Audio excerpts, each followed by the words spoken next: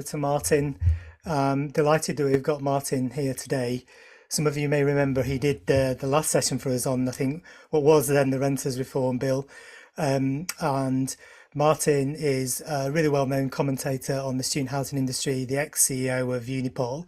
I've been talking to him about the session for over a week, and he's got some of the latest and some of the most important information that you need to know. So Martin is going to go through that. It should take about 20 minutes, and then there'll be time for questions. So Martin, I've made you the host. It's over to you. Welcome to this session on the Renters' Right Act. I'm going to try and present this in the next 30 minutes. As you know, it's retitled the Renters' Right Act from the Renters' Reform Act. There's considerable continuity from the previous Renters' Reform Bill, championed by Michael Gove. And the second reading of the bill is in the House of Commons coming up very soon on the 9th of October. I think you can expect that with a large parliamentary majority, few changes are likely to be made, but there will be some refinement and clarity in one or two areas. Angela Rayner there saying there can be no more dither and delay. And I expect actually most people will be pleased to see the back of the discussion of this bill because it's been hanging around for 3 to 4 years. But the important bit there is the Renters' Right Act. Matthew Pennycutt, the Housing Minister, has said it could be enacted within the first half or around summer next year. So that's fairly fast. That's through all the parliamentary stages. And the guide to the bill stresses we'll introduce the new tenancy for the private rented system in one stage. And on this date, the new tenancy system will apply to all private tenancies. Existing tenancies will convert to the new system, and existing fixed terms will be converted to periodic tenancies. So really, they're just drawing a line across whatever tenancy you've had signed. So this will affect students who many of you will be letting to about now and certainly up to Christmas, who are looking for houses and flats for 2025-26.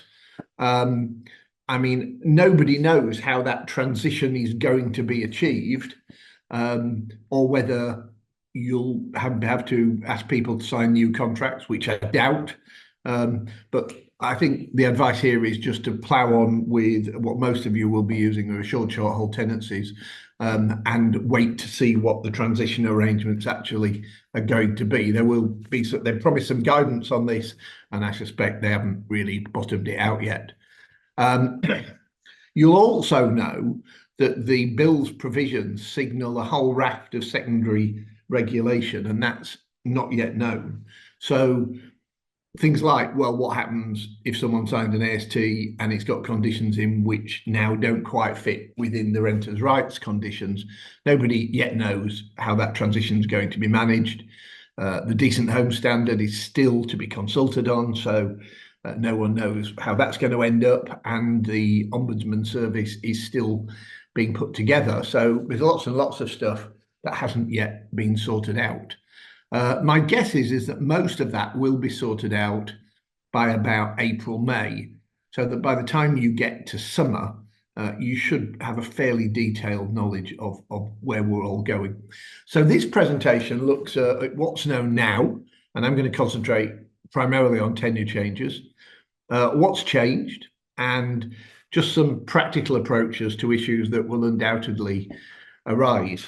So you'll remember that the original Gove proposals would have made it almost impossible to rent housing within the academic year because you wouldn't have known when people were leaving. And that meant that there was a big fuss about that, and the government responded to this by removing purpose-built student accommodation from the scope of the bill, more later about how that's going to happen, and leaving off-street properties within scope, but making the concession that those renting only to students would be able to seek repossession in order that they knew that they could rent their properties to the following year students. So that is an acknowledgement that the student market requires special consideration, and that the supply of housing to students should be available each year. And that's where we are. What the Renters' Rights Bill does, just to remind you, is it abolishes assured short-hold tenancies. It removes Section 21 no-fault possessions. It removes, by definition, fixed-term tenancies because they would fall into no-fault possessions. Something which I think hasn't really got as much attention as it should have, it restricts rental periods to a maximum of 1 month, which in the student market will have a bit of an effect. You can only increase rent annually, not a big problem in the student market. And normally variation to notice periods of normally 4 months. And the default tenancy under this bill will be an assured tenancy.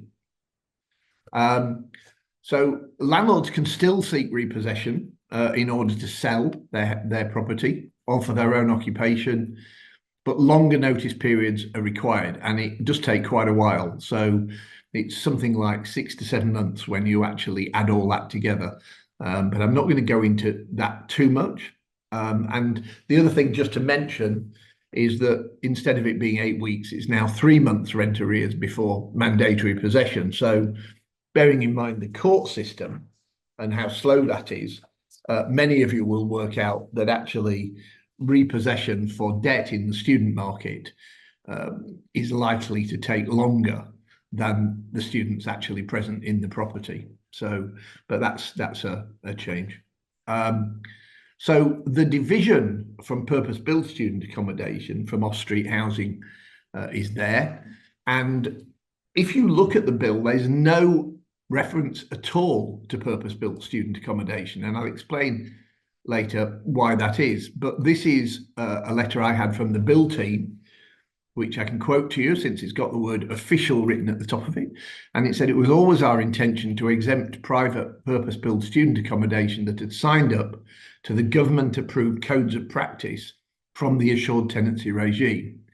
There's already a delegated power in the Housing Act 1988 that would allow us to do this, so it did not need to be included in the Renters Reform Bill.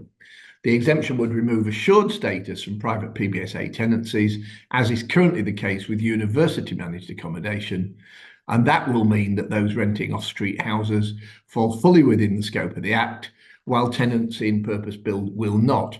So there's a new thing, because at the moment, if you're renting other than from a university, the tenure arrangements for a private purpose-built hall of residence would be an assured short-hold tenancy, and that will be the same. That would be the same today as living in what I'm going to call an off-street property. That's going to change. So you can see there's a bit of a fork in the road here as a result of this bill. Under the Renters Reform Bill, tenants could give 2 months' notice to quit.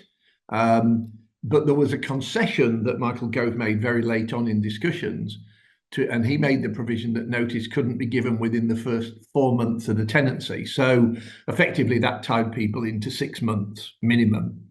That provision has been removed in the Renters' Rights Bill. So people can give 2 months notice to leave their tenancy at any stage. So they could do that on day one. And you can see in the kind of political side of this, there's a quote saying all tenancies will be periodic, with tenants able to stay in their home until they decide to end the tenancy by giving 2 months' notice. This will end the injustice of tenants being trapped, paying rent for substandard properties, and offer more flexibility to both parties to respond to changing circumstances. And just how that works, it's ground 4A that allows repossession for student tenants. And that applies to if a property is let to full-time students and is required for a new group of students in line with the academic year. So that's fairly clear, actually. But there's some conditions to that. The dwelling must be an HMO. Tenants must meet the student test, which means the landlord reasonably expects someone to be a student. The landlord must give a warning notice before, as the tenancy is entered into, saying that they intend to repossess the property, and you can only give up possession between the 1st of June and September the 30th, and the repossession notice period is 4 months. So whenever you're going to trigger that between June and September, you need to do that 4 months ahead of that date. Now, there's been a change because in the Renters' Rights Bill, repossession has been restricted to HMOs only. So I put shared student houses. So houses and flats with less than 3 occupants, so that's going to be self-contained, and couples and 2 students won't carry that right. So you won't be able to automatically repossess those. And as a result of that, I think over time, those properties are likely to move outside of the academic letting cycle. And the reason for that is if a couple, say, give notice in March or whatever, but let's say March, and you're the landlord of that property, you're likely to re-advertise that. It's likely that there won't be lots of student couples hanging around looking for stuff at that time, but you will get almost certainly interest from non-students, and I think most people will then let it on that basis. So that's why I think those smaller units will go. And when students turn up at their educational institution and say we're a couple, they'll be in the general property market rather than a specific sector reserved for students. The timing of the repossessions between June and the end of September doesn't really reflect students who begin studying in January, or indeed the postgraduate market, who will want to stay later. And that may well make those tenants less attractive for some landlords supplying the student market, because it would be very easy to step outside of the repossession conditions. And then you may have a problem where people say, well, 2 of us want to stay and 3 of us are going, and it gets all very complicated. My take on this is I think the system of repossession is likely to work for student off-street houses, and I think a lot of landlords and agents will make it work, and that's why it will work.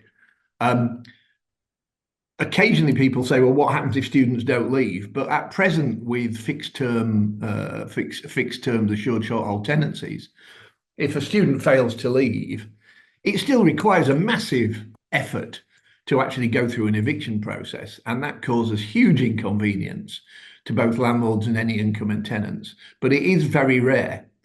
I think the reality of it is that most students leave because they no longer have a reason for being there. They've either rented somewhere else or they're leaving the town and city at the end of their course.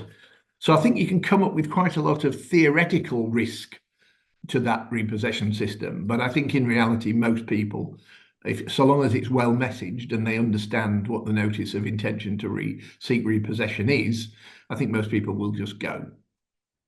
Now, there's an interesting point about students who want to remain in their property for a second year, and about 30% of students do that. And in theory, it shouldn't be necessary to end their assured tenancy because it will continue until they give notice. And if you want to increase the rent, there's a provision for giving notification of a rent increase by serving a relevant prescribed form, giving 2 months' notice of it taking effect.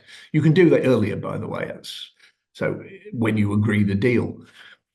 The bill explanatory note says ground 4 requires a court to award possession when the tenancy is for a fixed term of not more than 12 months. And during the 12 months prior to the start of the tenancy, the accommodation was a student letting that it excluded from being an assured tenancy. Well, hey, I thought we just abolished fixed terms. So there's no way that you could guarantee that the fixed term is for not more than 12 months. So it would be weird if landlords have to seek to bring the previous tenancy to an end by technically serving a repossession notice and then issuing a new tenant in order to preserve future repossession rights. It's interesting how the government slipped into saying there's somehow a way of doing a fixed term when they've just abolished it. So there's a bit of clarity needed on that. And at the moment, that explanatory note doesn't really make sense. So the greater flexibility for students living in off-street houses is likely to be the most significant outcome of the bill for student housing. So a lot of students would say, great, if I don't like where I am or if I want to leave, I can just give 2 months notice and be off. And that will seem to many students to be a very good deal. So let's just go through a few scenarios about that. So let's do a student who gives 2 months' notice at the start of the tenancy because they're leaving their course or have failed to obtain a university place because they haven't got into their institution.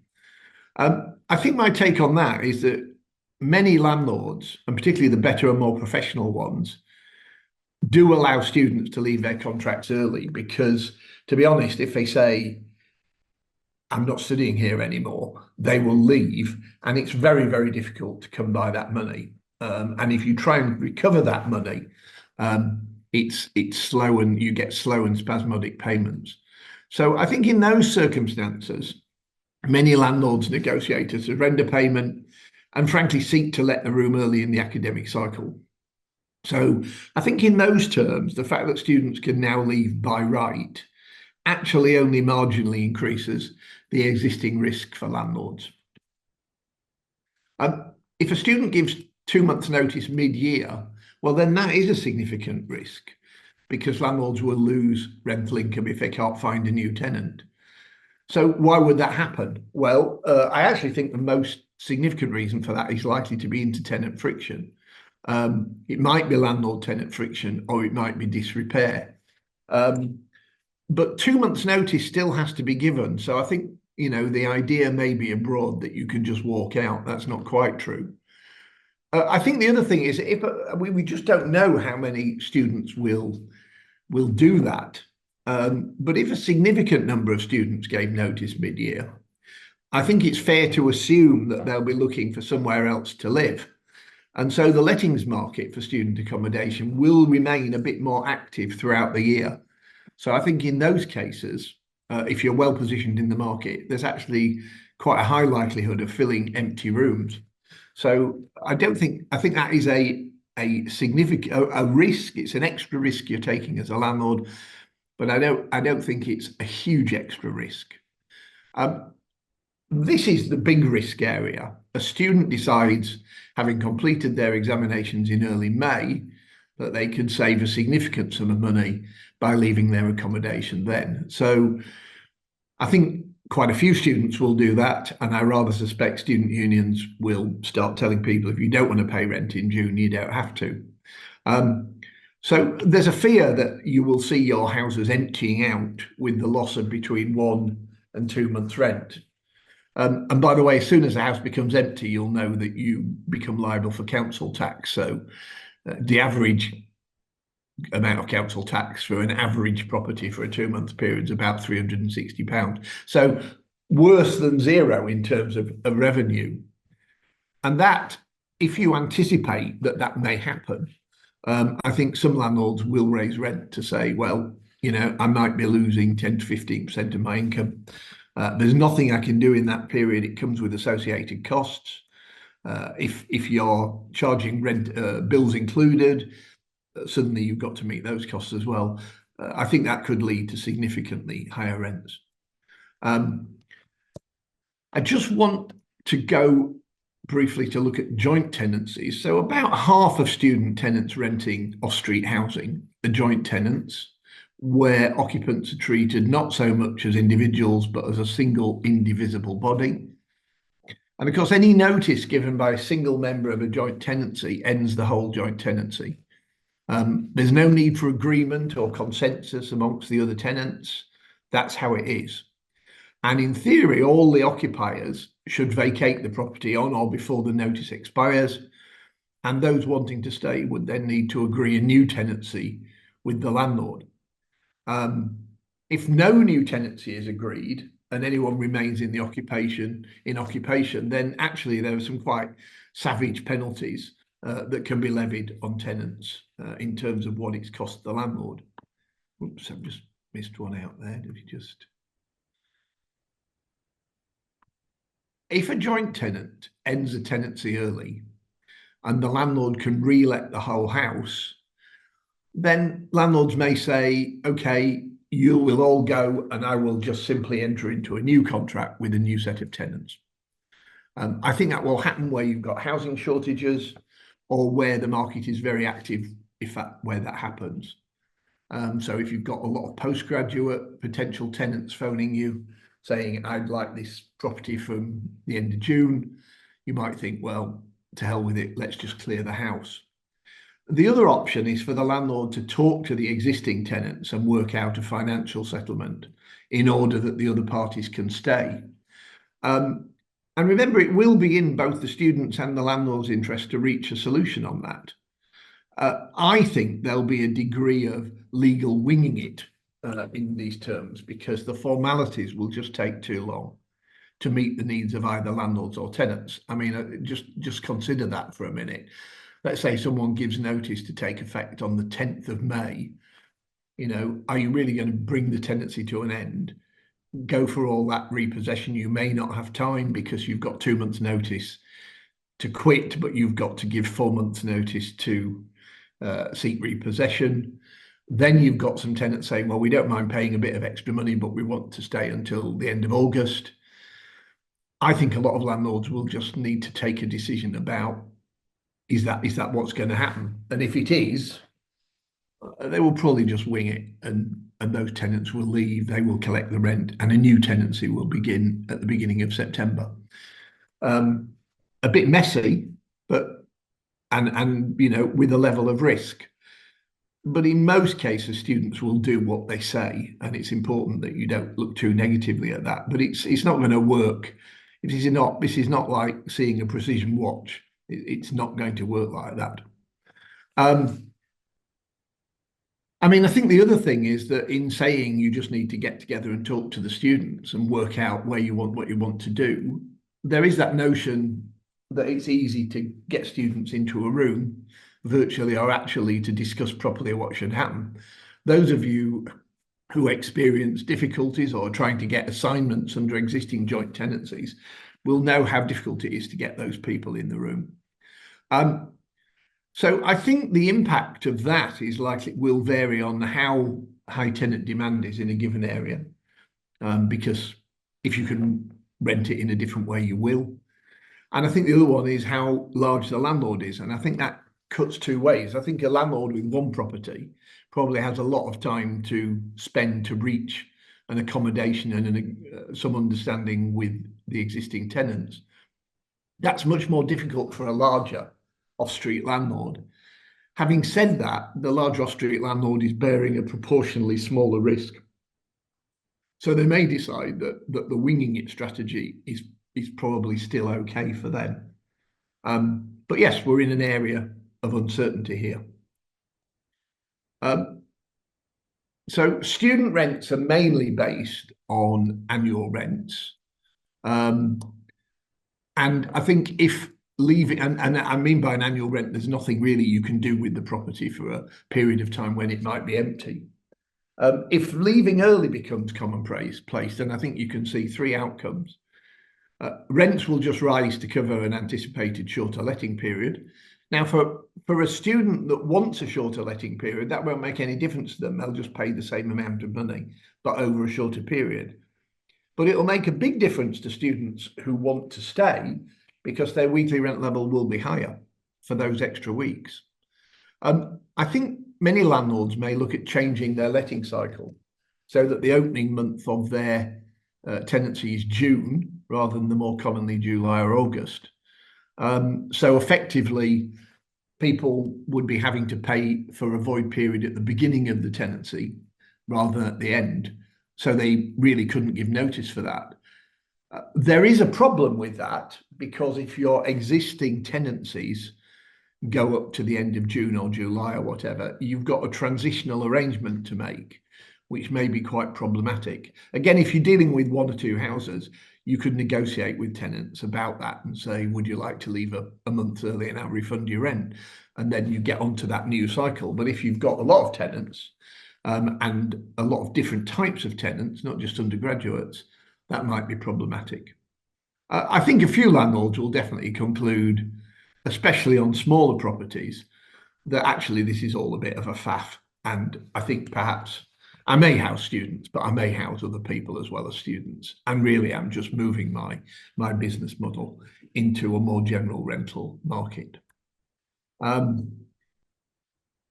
There's a few other things. Students living in off-street properties will benefit from wider changes. There's a new private rented sector landlord ombudsman. All landlords have to be registered for that, and just a change.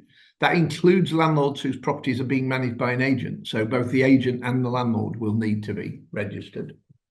The property portal has re-emerged as the private rented sector database. And all landlords and properties need to be registered on that in order to be marketed or use certain possession grounds. I know one or two landlords are a bit suspicious about whether this is going to be used for tax purposes. I think I'm not sure it is. I'm not sure that's the intent, but you could keep a sharp eye out for any Treasury fingerprints on the rented sector database, because if there aren't any, it isn't, and if there are, it is. The right to have pets, and I'm not going to go into that in too much detail. The decent home standard still to be consulted on, but it's likely to be a good deal lower standard than that currently is involved with HMO licensing. AWAB's law, which is about letting the tenant take legal action against their supplier for serious health and safety issues. Again, under licensing, that shouldn't be arising. And ending rental bidding, which I think is rarely a problem in the student sector, and probably only a problem in the south and southeast, where you've got serious and expensive housing, serious housing shortages and expensive housing. So moving on to purpose build, how come they're not going to be treated within all of those provisions? So the bill exempts all purpose build student accommodation that have signed up to the government approved codes of practice. That's under the 2004 Housing Act. And it does that by amending the Housing Act. So the Housing Act 1988 already has a provision for specified bodies to be accepted from the assured tenancy regime, and that's what it's going to do. So it will remove assured status from purpose-built student accommodation tenancies, and at the moment that's only the case with university accommodation, right? And on that basis, that private sector accommodation will be exempt from any requirements that are specific to being an assured tenancy, unless the government makes provision to bring those other things into scope for tenancies other than assured tenancies. And on purpose-built student accommodation, fixed-term tenancies will continue. So superficially, very little will change. So PBSA tenancies related to exempt bodies will be common law tenants as opposed to assured tenants. And for common law tenants, the grounds for possession is based on a breach of the contractual agreement, the contractual terms reached between landlord and tenant. So it's going to be quite important what that contract says, because that's the basis on which repossession is going to be sought if you need repossession. But there's lots of other tenancy-related matters that are linked to assured tenancy status, which are unlikely to apply. So these are areas that are still to be worked out. And where tenants' rights might be being reduced by that approach, you could counter that by putting some of those obligations within the approved codes. So, for example, you could say, I'm just trying to think of an example. Well, let's take the decent home standard, for example. You could write those into the codes so that that's a voluntary obligation on PBSA. But if they failed to do it, they would have to leave the code, and then they would move under the provisions of this bill, because all their tenants will become assured tenants. The other issue is about changing membership of the codes. So what do you do about people joining? What do you do about removing people? And in theory, if someone's removed from the code, that's likely to be because of malpractice. And the tenancies really should then become assured and fall fully under the Renters' Rights Act. And the straight answer to what happens is nobody knows. And I think if you ask the big question, how is this change likely to affect students in the longer term? The answer is nobody knows. And that applies to all the tenants, not just student tenants, who now have security of tenure and new flexibility brought about by tenure reform. Those reforms are well intentioned by those who campaign for them, but that definitely does not mean all tenants will be winners from these changes. There's already evidence, because this bill has been discussed in one form or another for several years in the rented sector, that although the contraction of the sector seems to have stalled, and that's mainly about harsher tax regime and greater interest rate charges, that doesn't say what's happening within the subsectors in the private rented sector that exists within that general envelope. The suspicion is, and there's quite a bit of evidence that's available for this, is that landlords are going to be less willing to let to benefit tenants. And there's, of course, a provision in the bill to say you can't discriminate against benefit tenants. But that isn't how that works. It will be that people can't afford, or people on benefits don't have access because they can't afford the rent. It won't be about saying I'm not housing benefit tenants. But the suspicion is landlords will be less willing to let to benefit tenants, and the student off-street market and some of that supply may go away or move towards other letting groups. I think the big gainers from this tenure reform could be higher income, longer term family renters and professional renters. And the poorest and most vulnerable in society, together with student renters, could become collateral damage. And just there's a basic macroeconomic perspective that if you're investing in property, that's a commercial investment. And the greater the risk, the higher the expectation of a return. So you may see just an increased perception of risk being enough to see rents rise. I mean, particularly in the student sector, where part of the annual rental cycle is now open to unknown levels of change. For those students renting off-street properties in the short term, they will benefit from increased flexibility and regulation. But in the longer term, that may be tempered by a reduction in housing supply, and that implies restrictions on choice and higher cost. And that possibility could hang over the entire Act's effectiveness as it seeks to improve tenant rights. So as we said earlier, no one knows what will happen. And so in summer 2025, which is not far away, I think the white knuckle ride will begin. Thanks very much. Thanks, Martin. That was absolutely fantastic and extremely useful. As you might expect, we have had quite a lot of questions come in. So I think throughout the course of the presentation, there was quite a few questions about groups and what would happen to groups. And I think you've covered that. If anyone sort of feels like there's still anything they'd like Martin to come sort of cover on group tenancies, just pop another question in. But I think most of those have been covered. Just a couple of quick ones. A couple from me. So I know you're sort of reading between the lines here, but my ears picked up when you said that you didn't think that landlords would be required to issue new tenancies in the summer. So if the new rules are introduced, the current they wouldn't effectively be required to issue new paperwork. Is that your thoughts? Well, I can't see if you insist on that. I don't see what the point is. You know, if a repossession is limited to all student houses, why do you need to put a timescale on that?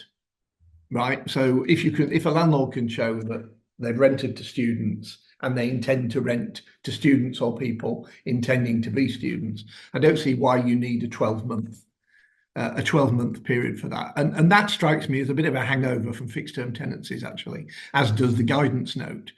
I can't see, if you don't allow that to continue, how you do it legally, right? So what you do is you give 4 months notice of intention to seek repossession. There may be one or two, I mean, in any joint tenancy or in a shared student house, there may be a bit of shuffling between one or two tenants as well. You then serve a notice of repossession in order to retain your repossession rights the following year, because that's the reason you're doing it. And then you allow everyone to stay on a new contract. Well, that looks like a fixed term contract to me. And elsewhere, the detail of the bill is really down on people trying to implement fixed term contracts. right, through the back door. So I would hope that would change, because at the moment it's illogical. It doesn't seem a problem to me if a group of tenants want to stay, that the landlord just lets the tenancy run, giving notice that at the end of the next 12-month period they intend to seek repossession, right? And then giving 4 months notice of intention to seek repossession. And then for a rent increase, you just serve a prescribed notice saying 2 months before it takes effect. But in student housing, if you were renting in November, you would give them that notice at the time. You could say, this is the rent we've agreed, and I'm serving you the notice now. It doesn't have to, you can do it earlier. You just can't do it later. That would seem to me to be a workable system. Okay. I don't think the other thing is a workable system, actually. I don't think it joins together. Anyway, we'll see. We'll see whether the government pick that up. It doesn't seem a big concession. It's a bit of drafting. Okay. So one some questions that come in are definitely on your home turf, and it's about the codes. So Right. I think a few of the landlords have asked, can we join the codes? Can we sign up to the codes? Well, there's an interesting point. I mean, the bottom line question is, what's PBSA actually?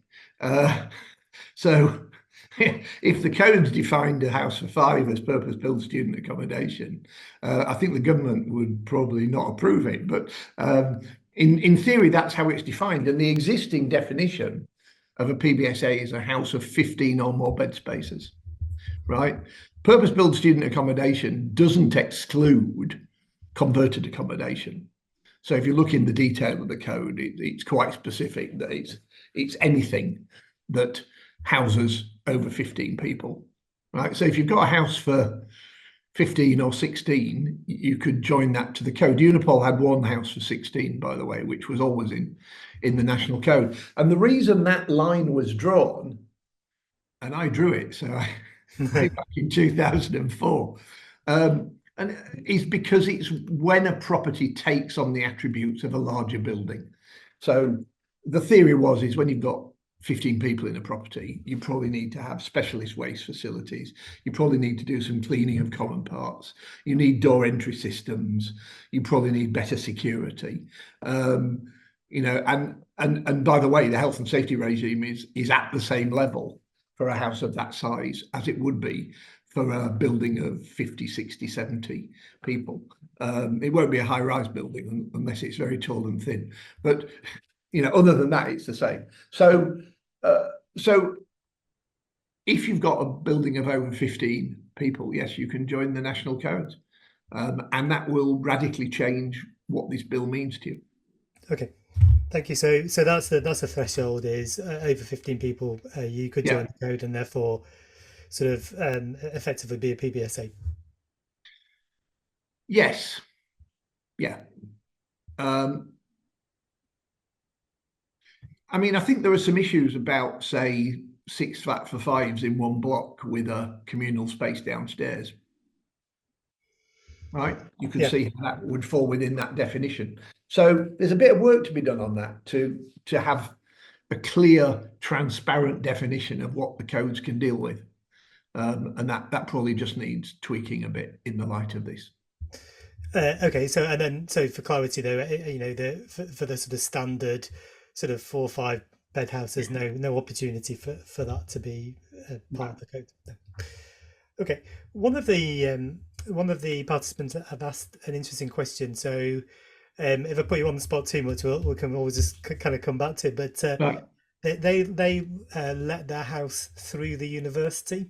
So would that property be affected by this new regime in that scenario? Okay. Well, this is really technical area, but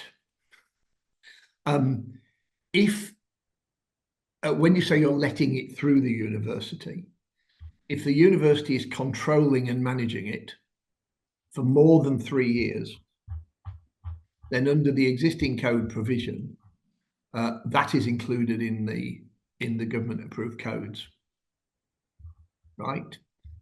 So if it's only managed on a year-by-year basis, or the university is just advertising it or referring people to it, that wouldn't fall within that area. The university has to have a degree of control, and that's normally defined by who the tenancy is with.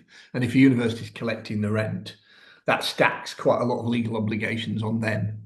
And actually, even though they might say it's nothing to do with us, they are in fact legally controlling and managing that building. So that's now in the private sector code that condition doesn't apply, and so there's an inconsistency in both codes which will need ironing out. My guess is that will be ironed out, and that smaller properties that are controlled and managed by a specified body will be allowed under the code. Thank you. There's a few questions around definitions of HMOs as well. So again, I don't want to put you on the spot too much, but there's some scenarios where I think so in Camden, so properties where two people can be classified as a HMO. So in that scenario, if the property is defined as a HMO, then the kind of rules around gaining occupation would apply in terms of those exemptions. I assume it's not specifically on the size of the property; it's on whether it's a HMO or not. Yeah, I'm not sure how you define a property under 3 people as an HMO, since the core definition is 3 or more unrelated people. But if the local authority said this is an HMO under our rules, and that's how we're categorising it, yeah, that should count as allowing repossession.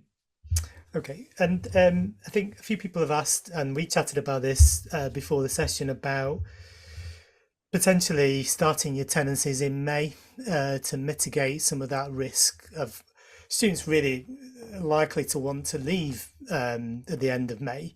Yeah. So there's, I think you pointed out a sort of natural kind of issue with that this year in relation to existing tenants. Do you think it's going to be something that landlords adopt going forward or in the future? Well, in a way, it'll be interesting because it will be very difficult to do this year, because a lot of people will have signed stuff that goes up to the end of June. So you'd have to go back to your tenants that you've just signed up and say, would you mind leaving a month early? I think it will. I mean, I think we'll find out what happens. I think one of the problems here is I can foresee how a lot of students might think I can save a month or two's rent here. The question is, will they? Right? And although I've been a bit in passing, I've said, well, you don't have to get the consent of other tenants in the house. I think if there was a group of 5 of you and one said, well, I'm off and I've served notice and I don't really care what happens to you, that, there's quite a lot of peer pressure there not to do that. And to say, well, perhaps we ought to talk to the landlord before we do anything and see how this is going to work out. So I think, and one of the problems with being a landlord is you tend to hang on to your bad experiences. But most tenants do what they say, actually, and they pay the rent pretty much on time and are quite a good credit risk. So it's important not to lose sight of that. And remember that someone who's gaming the system, will game whatever system there is. So your proper crooks, your professional debtors, they're not going to, no matter what you do, they're not. This isn't going to make any difference to you being exposed to them. I think if you start getting a lot of people giving notice to leave early, and you'll know this by March, won't you? March, April this year, because it will happen. And by the way, there's a bit of an issue about what happens if you give notice before the bill is enacted, right? So will that count?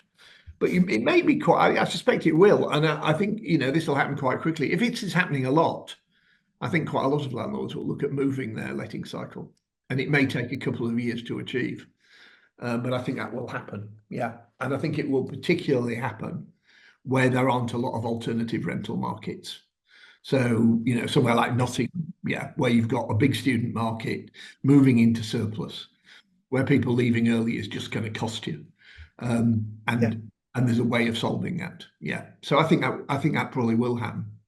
Okay. Thank you, Martin. And there's quite a few questions around, do you anticipate any sort of extra administrative costs as part of this? So people thinking the ombudsman and stuff like that, whether there's going to be a need for people to put a hand in the pocket to Well, So there is a cost, isn't there? So I haven't mentioned fees, have I? But the landlord database carries a fee. okay, So people are going to have to pay to join that. Um, the ombudsman will carry a fee. Now, the government's saying these are relatively small fees, so they're nothing like licensing, right? Where you're talking about, quite significant sums of money. okay. It's a bit like residence parking, though, isn't it? It starts off at 40 quid, and after 10 years, it's on 400 or 500. In the case of Westminster, about 2,500. But so I'm always a bit wary about local authority fees. I think there's a lot more admin here. I mean, collecting rent monthly is a big hassle. Um, and you'll still have students saying, "Well, I've got my student loan. Can you wait a month?" And the other thing is it's rent monthly from the date of the tenancy. So if you've got different start dates, you've got different rental cycles even within that month. So you'll need, if you've got more than a few houses, you'll need a decent piece of software to Yes. track who's paid rent and who hasn't. Yeah, I think there's quite a lot more bureaucracy here. I mean, it's always interesting to look at how the government sees those things. When licensing came in, they spent all the time talking about the cost of the licensing fee, and that isn't the cost. That's part of the cost. The other one is sending them plans and filling in endless forms and just the bureaucracy and paperwork connected with that. I think there's quite a bit more paperwork connected with this. Um, so yeah, I think it's more effort. It's more effort for landlords, this market. Okay. Thank you. Yeah, and I think just touching on that sort of monthly payments, I think one of the questions somebody joined a little bit later, but you explained at the start that it would be rent must be, is it collected monthly or express monthly? So it's monthly payment amounts. Does the bill specify that it must be collected monthly? Or No, all it says is that you can't claim rent more than a month in advance. So right? you could have a term in the contract saying you're paying 3 monthly. It's just not enforceable. I'm Right. not sure it would be unfair. I mean, I think really big landlords who are operating on pieces of proprietary software actually will have a daily rate actually on rent. So Unipol, when I was chief executive, had a daily rate, and the reason for that is because the Tenant Fees Act says you're not allowed to charge irregular sums of money. And by the way, if that wasn't there, I think you'd get quite a lot of landlords who said, well, who would say this is a 12-month tenancy, or you're going to be here for 12 months. But what I'm going to do is it's X pounds up to the end of May, and June's free, right? So that would solve the council tax problem, Yeah. and people wouldn't bother leaving because actually they wouldn't get any money back or they wouldn't save any money. The Tenant Fees Act stops that. So that's and take it from me, I looked at that as chief executive of Unipol with some care, but it's not possible to do that. But Okay. if you're charging termly and someone says, well, hang on, the terms are of different lengths and these three payments are not the same, so how come you're paying regularly under the Tenant Fees Act? The answer is, well, it doesn't say you have to pay the same each instalment. What you have to do is it's a daily rent, and it's absolutely the same for every day of the tenancy. Yeah, I mean, there's an interesting point about what happens if you've collected, a term's rent or half a year's rent up front, and then this act comes into force. Do you have to refund it? And the answer is nobody knows. Right. I It'd be, know. it'd be a bit of a blow, though, wouldn't it? I think. Yes. you know, that's kind of real relative deprivation. The I know this is perhaps a difficult question to answer, but it'd be useful to hear your thoughts. So someone's asked about, broad dates as when you might expect this to be enacted and to come into force. So I know that you are regularly dealing with the bill team, aren't you? So have you got any sort of thoughts, I guess, at this stage as when that might be? I think they'll try very hard to get this to come into force at some stage over summer. So and you'll get some warning if they're not running to that timetable. When I mean, you'll get some warning of that on the 9th of October, depending on how many amendments have been tabled. I mean, there's still quite a lot. There's a lot of amendments being tabled. The last time I looked, there were 30 or 40. Okay. Um, there may be 200 or 300, but the truth is they may just all fall away, right? So you'll find out very quickly after the 9th of October. If the second reading amends a few things, a handful of things, and pushes on and it goes into the Lords, I think they will meet their timetable of and getting this legislation up and running by 1st of August, 1st of September. Okay, Yeah. that's really helpful. I'm conscious of time. I'm just going to make this probably the last question. We have had uh, quite a quite a lot in. Just in terms of international students, it's quite an interesting one, isn't it? Because there's a whole convention around sort of guarantors or taking rent in advance. Now, obviously, so the monthly rent is ending that kind of opportunity to take rent in advance. What about guarantors? Is the bill at the moment silent on that issue and the Bill requirement? is silent on guarantors, and there are a couple of amendments being tabled with a view to restricting the use of guarantors. I think the government's probably reached a fairly straightforward view on guarantors, and I'd be surprised if they moved on that. When we were lobbying for a specific student tenancy, which I still think would have been a good option. Well, the reason is because if you'd have had a student tenancy and that just gave everyone exemption from everything, you'd have had the world's most unscrupulous landlord suddenly moving into the student market. So, you did need to balance it out with some negatives. So it was a bit less attractive to people who were a bit more predatory than your traditional student landlord. And one of those options was to say, if you're giving a student tenancy, you can't use guarantors, or you could only use them under restricted circumstances, which may include not being able to enforce collection in a country of origin. That would have been a perfectly reasonable condition. The government never picked that up, and were not keen to get involved in discussions about guarantors. So I think they're probably going to leave that. Okay. I think there may interestingly be some pressure for PBSA landlords and to restrict charging rent a year in advance, which is how people deal with not having a guarantor. So it wouldn't surprise me if there's a bit of a suggestion that people might be a bit more generous under the national codes. And just talking about that interplay of legal and voluntary constraints. I mean, I think I'd be surprised if it isn't raised under the national courts that people who leave their course and who don't get their qualifications to even start their course, it would seem reasonable to me to say they should be allowed out after a 2-month notice period, like people in off-street properties. So I think that will be suggested, Yeah. and we'll have to look at that. So yeah, so this, you can see you're trying to get a balance right. I think all of that in PBSA, by the way, is priced in. Most providers let people go. So I don't think it has any impact outside of being more transparent, actually, and affecting a few of the kind of providers who are the kind of silt at the bottom of the tank, if I was being honest. Thanks, Martin. One more sort of more of a comment, really. I think someone's asked about the kind of representation and lobbying that's gone on and the opportunity to influence. And I think sort of my take on it is obviously yourself, particularly when you were part of Unipol, the National Residential Landlord Association. There has been a lot of dialogue, hasn't there, with government across both bills. But I think you're at the point now where you're sort of saying that those conversations have been had, the points have been well made, but this is where we are, and this is what we're likely to see, and the impact of any further conversations or the sort of lobbying is likely to be relatively limited. Is that sort of fair?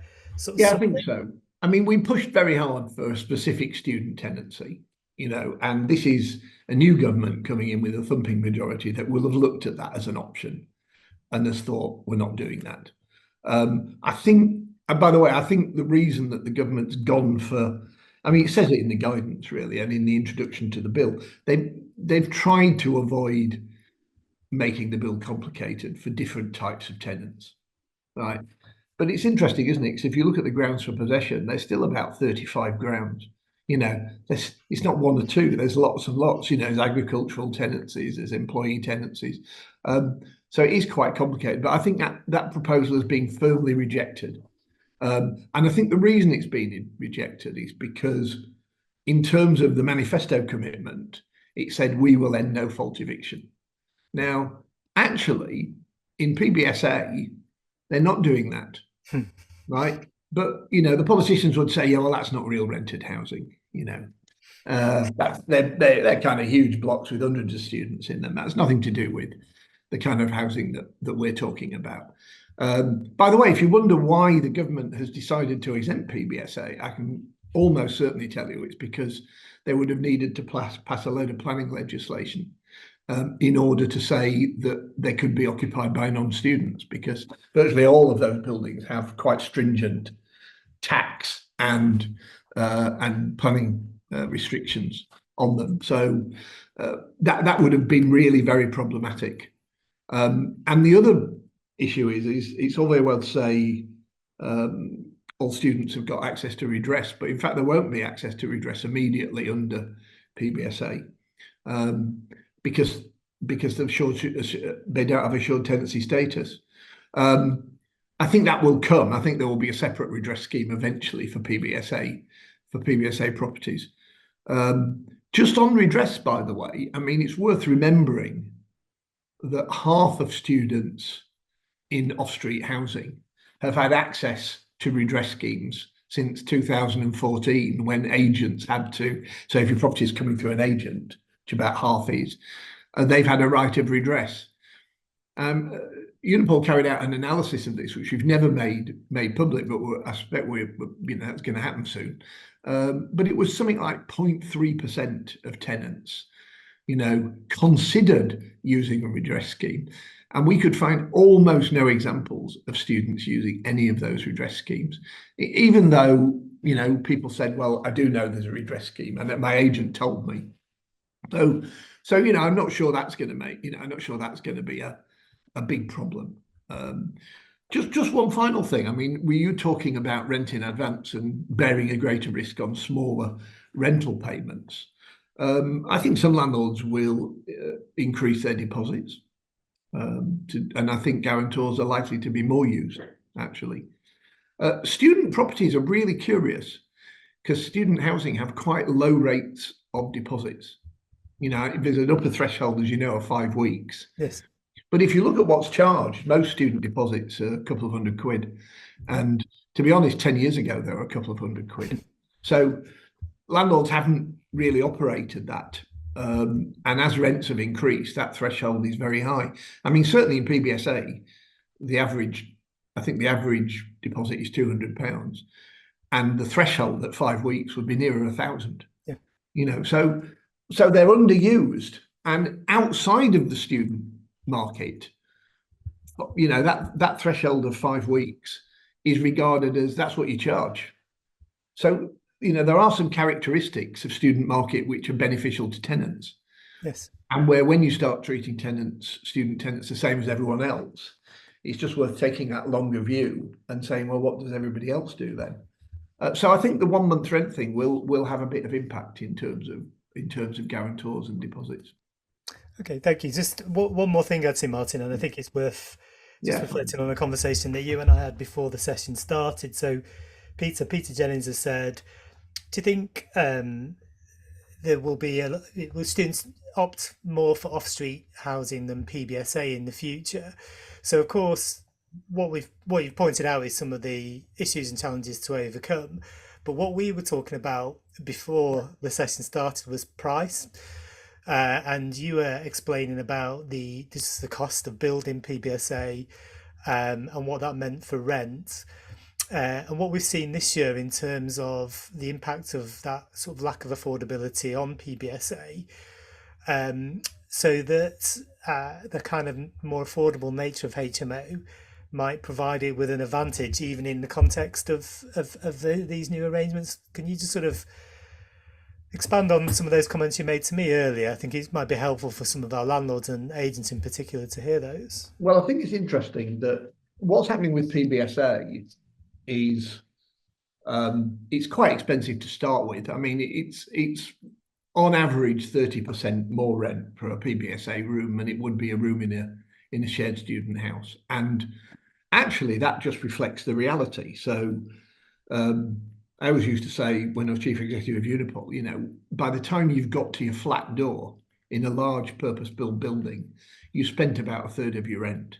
You walk past some perimeter fencing, through some quite attractive maintained gardens, past the reception or security, walked through quite a nice communal area, got into a very expensive lift, and got out in a large lobby, all of which need maintaining, cleaning, heating, and so on. So when you put your key in the door, that's about a third of your rent. Now, on the off-street properties, we've definitely got had some properties where when you had your key in your door, you still stood on the street. So actually, you spent nothing until that moment. So it's not just that people are making lots of money; it's a much more expensive. Yes. It's a much more expensive product. All the evidence is that as the student maintenance system has begun to collapse, and what we've seen is that students doing a lot more part-time work and working for longer hours and becoming increasingly more sensitive to the cost of living. So it's interesting. I've just had the HESA, Higher Education Statistical Authority figures are 2 years out of date. But if you look at the two universities that have had double-digit declines in the number of students, it's Brighton and Kent. And they've got something in common. They're both in tourist areas. They're both in the south. They're both high-cost housing areas. That isn't happening to Liverpool, Sheffield, right? So people are voting with their feet a bit here. The evidence is that more students are living in off-street properties than PBSA, and Yes. and the other evidence is that the number of new purpose-built bed spaces is declining. And this year it's about 8,000.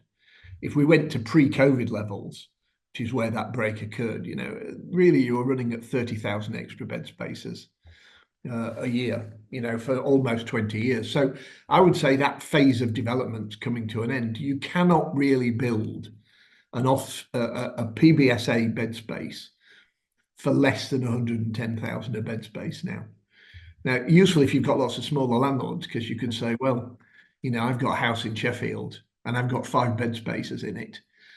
So that would mean 500 and what 60,000, 50,000 to buy that house. I couldn't make that work, right? And the answer is neither can big providers. It's exactly that. And the amount of loan financing you've got and the capital cost is enormous. So I think rather curiously, we've got a declining supply of HMOs, and we've got more people wanting to live in them.